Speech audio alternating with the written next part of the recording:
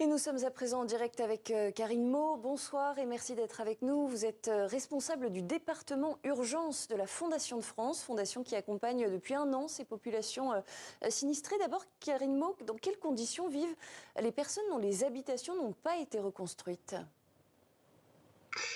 Alors, les cas sont assez divers, hein. Certaines familles peuvent être hébergées dans de la famille ou chez des amis, mais il est vrai qu'un certain nombre de personnes continuent à vivre soit dans des camps, soit dans des abris de fortune ou des logements qui ont été fournis par le gouvernement ou par des associations comme celle financée par la Fondation de France, à côté de leur maison, puisque ces familles craignent de dormir dans leur habitat qui est soumis encore à des risques.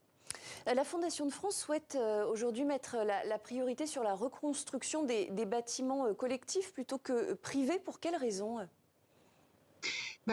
Pour les bâtiments privés, le Royaume a mis à disposition des aides, comme votre reportage vient de le signaler, avec beaucoup d'enjeux sur sur les modalités constructives. On voyait dans votre reportage la question de faire venir du matériel des vallées. Une autre option qui serait possible serait de reconstruire les maisons de façon traditionnelle en éco-construction, en utilisant les matériaux locaux. Malheureusement, cette solution, qui était pourtant prônée par le roi, ne l'est pas forcément par les personnes qui vont exercer des contrôles afin de remettre les différentes tranches de financement qui étaient évoquées également dans votre reportage. De plus, les familles elles-mêmes sont un peu inquiètes et parfois convaincues que le béton pourra peut-être faire mieux. Or, d'un point de vue antisismique, d'un point de vue écologique, d'un point de vue changement climatique, l'éco-construction et d'un point de vue économique, bien sûr, pourrait être une solution beaucoup plus avantageuse pour tout le monde. Alors on parle quand même de 60 000 habitations endommagées par ce séisme. Combien de temps faudra-t-il, selon vous, pour reloger l'ensemble des sinistrés ? Si on prend les expériences népalaises ou pakistanaises, hein, qui ont vécu des tremblements de terre en montagne, de même que dans le Haut-Atlas, les reconstructions pour toucher vraiment toutes les familles, y compris les plus vulnérables, y compris celles qui ne sont pas forcément enregistrées officiellement, ça peut prendre, disons, en 3 ans, on peut faire l'essentiel, mais si on veut vraiment couvrir tout le monde, c'est souvent 4 à 5 ans, malheureusement.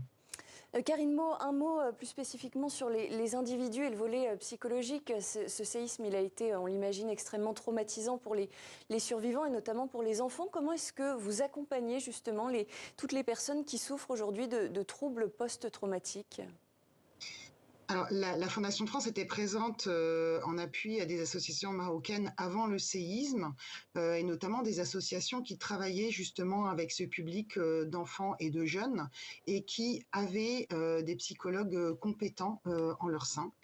Alors, il y a des renforcements de capacités qui sont proposés à ces associations sur la question bien spécifique du psychotraumatisme lié à des catastrophes.